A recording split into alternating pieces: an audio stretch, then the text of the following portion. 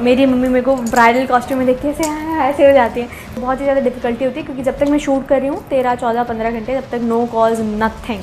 Look तो इतना heavy है, मैं बिल्कुल भी यूज्ड नहीं हूँ। सर आपको तो पता है, आप कब से जानते हो। तो अभी मुझे अब थोड़ा हर जगह रैशेज हो गए मुझे, तो वो राजकुमारी बन जाएगी और मैं बन जाऊँगी दासी, भानुप्रिया। नमस्कार, आप सभी का स्वागत है और आज हमारे साथ हैं आप सभी की चहेती यानी टीवी स्टार प्रियांशी यादव। प्रियांशी, बहुत बहुत स्वागत है आपका। Thank you sir. नया शो, नया अवतार। हमने पिछली बार कहा था कि नई यहाँ जर्नी खत्म हुई, नया अवतार के साथ हम फिर से मिलेंगे। कैसे हुआ ये सब पहले बताइए, जो नया अवतार है। तो ऑफ कोर्स ये मेरे लिए फर्स्ट हिस्टोरिक शो है और मैंने कभी एक्सपेक्ट भी नहीं किया था कि मैं इतनी जल्दी ऐसे तीसरा सीरियल मेरा हिस्टोरिक सीरियल होगा। तो ऑफ कोर्स बहुत ज़्यादा अनएक्सपेक्टेड था, लेकिन ये मेरी बकेट लिस्ट में था। मैं बहुत पहले से एक हिस्टोरिक या फिर माइथोलॉजिकल शो करना चाहती थी और मेरी मम्मा भी बहुत एक्साइटेड थे सब इस प्रोजेक्ट के लिए। तो या चूँकि एक बड़ा ही जैसा आपने कहा कि आप करना चाह रहे थे, कैसे ऑडिशन हुआ, कैसे क्या हुआ? हालांकि बहुत जल्दी में हुआ सब कुछ। जी एक्चुअली एकदम से मैं मॉक शूट्स दे रही थी, ऑडिशंस दे रही थी अलग अलग शोज़ के लिए। लेकिन फिर एकदम से मेरे को पृथ्वीराज के लिए भी आया, तो मैंने सोचा कि वाई नॉट गिव ऑडिशन, क्योंकि ये बहुत ज़्यादा मतलब इंटरेस्टिंग रोल है और बहुत आइकॉनिक रोल है, तो मुझे ऑडिशन देना चाहिए। फिर मैंने ऑडिशन दिया, फिर ऑडिशन के बाद एक मॉक शूट होता है, मॉक शूट हुआ, फिर मॉक शूट के बाद लुक टेस्ट हुआ, तो सबको मेरा लुक बहुत पसंद आ रहा था, तो फिर उसके बाद सिलेक्शन हो गई एकदम से। या बट ये अगर इस किरदार के लिए अगर बात करें, सबसे बड़ा चैलेंज आपके लिए क्या है? एक तो शुद्ध हिंदी एंड ये पूरा भारी भरकम सबसे बड़ा चैलेंज तो ये है कि मैं सबसे दूर हूँ।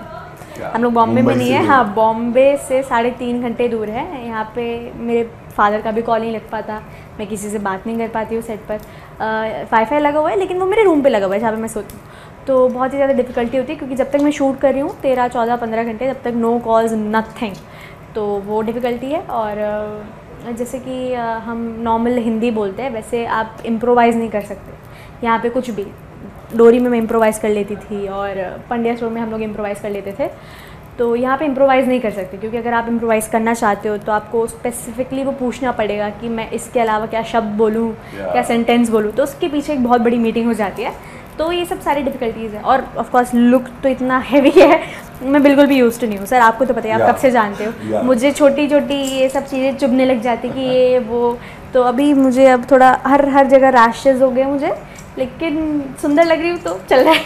या बट ये जो किरदार है आपका, ये बड़ा ही बहुत इनको हॉर्स राइडिंग भी आती है, तलवार चलाना भी आता है, तो कुछ वर्कशॉप हुआ या कुछ किया आपने? अभी तो एक्चुअली हमें इतना टाइम ही नहीं मिला क्योंकि सब बहुत ज़्यादा जल्दी हो गया। वर्कशॉप भी नहीं हुई, मतलब शो को लेके भी नहीं हुई, कैरेक्टर को लेके भी नहीं हुई और हॉर्स राइडिंग भी नहीं हुई, लेकिन धीरे धीरे ऐसा मुझे सुनने में आया कि होगी, तो मैं बहुत ज़्यादा एक्साइटेड हूँ उसके लिए। ओके, सो आपके जो को स्टार हैं सामर्थ के बारे में क्या कहना चाहेंगे? वो भी पृथ्वीराज के किरदार में हैं जिनके साथ आपका सीन होना है। आई थिंक सामर्थ्य इज़ वेरी हार्ड वर्किंग और वो भी कोशिश करे कि वो कैरेक्टर को समझे और उस पर काम करे, क्योंकि हम इतनी जल्दी एक कैरेक्टर को मोल्ड नहीं कर सकते। सबके अलग अलग पॉइंट ऑफ व्यूज़ होते हैं, ओपिनियंस होते हैं। जैसे मेरा मैं अलग सोचती हूँ संयोगिता के बारे में, डायरेक्टर सर अलग सोचते हैं संयोगिता के बारे में, क्रिएटिव्स अलग सोचते हैं, तो उसमें से छोटी छोटी चीज़ें निकालनी पड़ती है, डिटेल्स पे काम करना होता है, तब जाके एक कैरेक्टर बनता है। फिर एकदम से आप बचपन से एक बड़ा जब दिखाओगे तो सब चेंज हो जाता है, बचपन का कुछ भी नहीं आता, बड़े में सब चेंज हो जाते हैं। तो ऑफकोर्स हम अपना बेस्ट ट्राई करने की कोशिश कर रहे हैं कि सब अच्छा कर पाए। Okay, so Priyanshi, being an actor अगर आप जाना चाहें, जैसा आपने बोला आपने ये ऐसा किरदार कभी नहीं किया था, कितना चैलेंजिंग लगता है? क्योंकि जब आप कुछ नए किरदार को अपनाते हो तो सबसे बड़ा चैलेंज क्या होता है आपके लिए?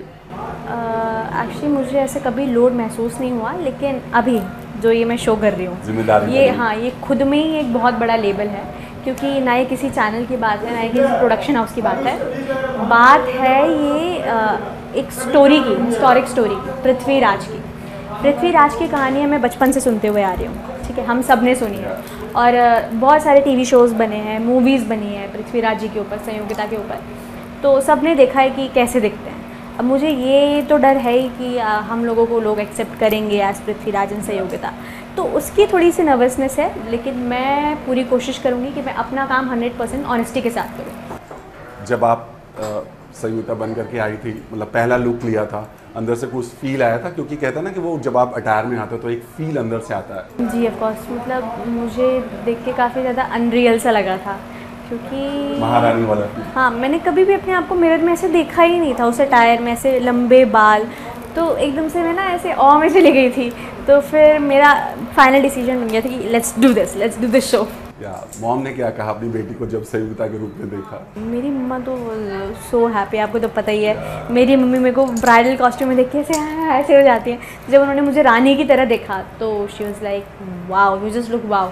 और मुझे लगता है कि आपको ये करना चाहिए, उन्होंने मुझे ऐसा बोला। ओके, तो चूंकि समय कम है, दरवाज़ा बहुत खटखटाया जा रहा, क्या कहोगे अपने फैन से? ये जो नया अवतार है संयुक्ता का, कितना उनको एंटरटेन करने वाला है? मैं बस यही कहूँगी कि मैं अपनी पूरी कोशिश करने वाली हूँ कि मैं आपको मतलब मेरा कैरेक्टर या फिर मेरी परफॉर्मेंस कहीं से भी फेक ना लगे, हर एंगल से रियल लगे, क्योंकि हमें नहीं पता कि पृथ्वीराज जी या फिर संयोगिता कैसे थे। हमने देखा नहीं। तो मैं बस ये कोशिश कर रही हूँ कि आपको दिखा पाऊँ कि अगर पृथ्वीराज या फिर संयोगिता अगर मेरी तरह सोचती और मेरी तरह ही ऐसे चुलबुली सी, बड़बोली सी, टॉकेटिव सी और थोड़ी सी फियर्स, ऑफ कोर्स मैं उनके कैरेक्टर ट्रेट्स तो लूँगी लेकिन अपने भी लूँगी, तो इनकॉर्पोरेट करके जो एक नया कैरेक्टर सामने आता है, मैं बस चाहती हूँ कि मैं अपना काम 100% ऑनेस्टी के साथ करूँ ताकि किसी को शिकायत ना हो। Thank you so much. और हम चाहते हैं कि आप ऐसे ही अपने फैंस को इंटरटेन करते रहें और वो आपको भर भर के प्यार देते रहें। Thank you so much. Thanks lot. Thank you so much sir.